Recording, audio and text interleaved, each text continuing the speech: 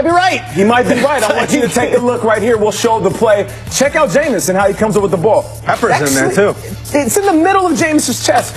Hey, listen, I get it. It's been a frustrating season for the Buccaneers. I love the fact that he's fighting to the very last second, Peter. I don't know.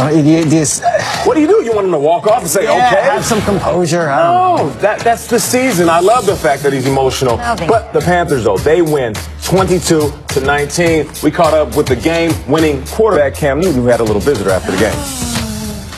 I'm proud of this team's resilience, man. Just through everything, and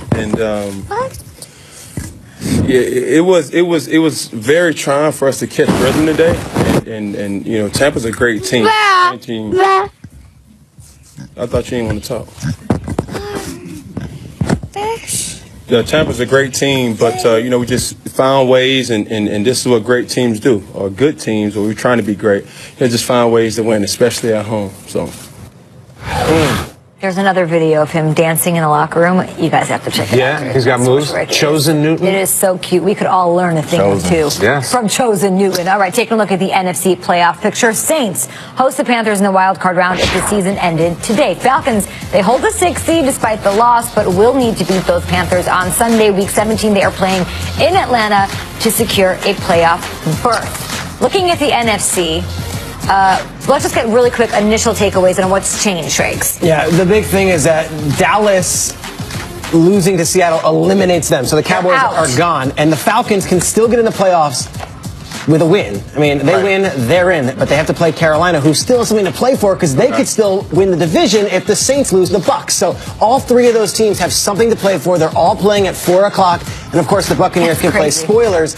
And if the Saints are home in the Superdome, you know, in that wild card round, that's a different story than the Saints going on the road as a 4 or a 5 seed. Right. And I feel the same way about the Panthers. If the Panthers win the division and they're home there, that's a different deal than when you're the 4 seed and you've got to play another team from maybe your division as the 5. I mean, it really gets interesting, and they all play at the same time, 4 o'clock Sunday. Question. So, Nate, let's look at it this way. You got the proven quarterbacks in the NFC South, right? They're all dangerous in their own way. They're all been the Super Bowl, won a Super Bowl, MVPs. You have your Cam, your Matt Ryan, or your Drew Brees. Would you guys have more confidence in any one of those guys or those teams the way they're playing, or the teams on the outside in the NFC with weird quarterback situations? To say, I mean, that's a weird way to put it, but Minnesota, the Eagles with Foles, Case Keenum, then you have Jared Goff. What do you got? Who do you have more confidence in? It seems like it's experience versus youth and guys that don't have the resume of being in the postseason. I will say this, though. With Drew Brees and the way that Mark Ingram is running the ball, and Kamara, of course, I mean, he's a guy that can go off any game. I feel like I have the most confidence in this offense because Drew Brees, if he needs to throw his team into a game, he can do that. But what they're doing, they're just simplifying this offense. It seems like there's minimal reads. He can go 1-2 and then drop it off to his backs that are so dangerous with the ball in their hands. And that defense is flying around. They're taking pictures, seems like, every other series.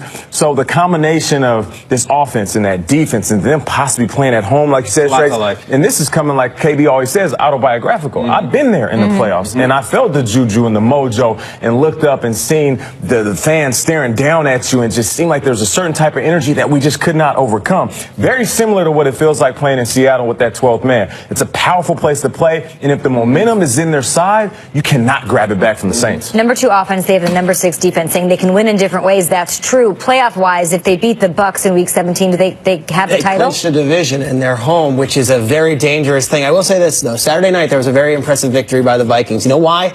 Because they went to 1-degree weather.